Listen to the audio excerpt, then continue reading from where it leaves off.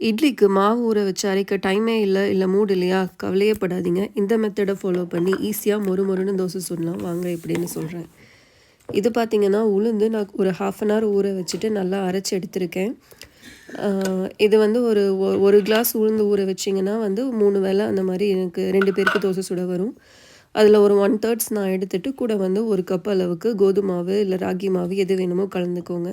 நான் வந்து பக்வீட் மாவு கலந்துருக்கேன்.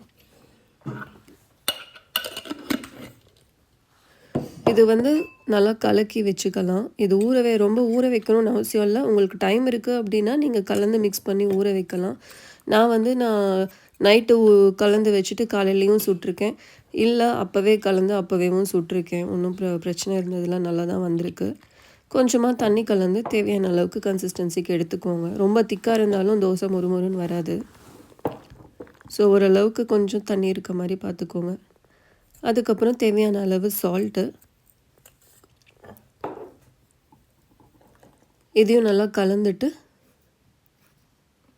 இது தேவையான கன்சிஸ்டன்சி வந்துருச்சு. ஸோ நான் இதை அப்படியே எடுத்து ஒரு மூடி போட்டு வச்சிட போகிறேன்.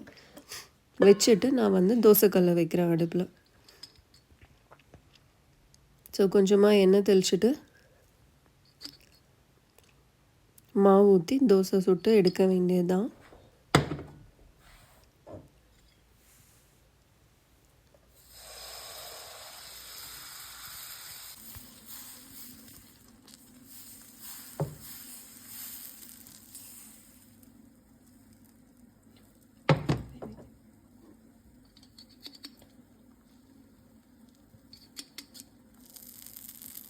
நான் ஒரு மூடி போட்டு மூடி வச்சு குக் பண்ணுவேன். அப்போ தான் கொஞ்சம் ஃபாஸ்ட்டாக குக் ஆகும். இல்லைன்னா ரொம்ப நேரம் அடுத்து நின்றுட்டுருக்க மாதிரி இருக்கும்.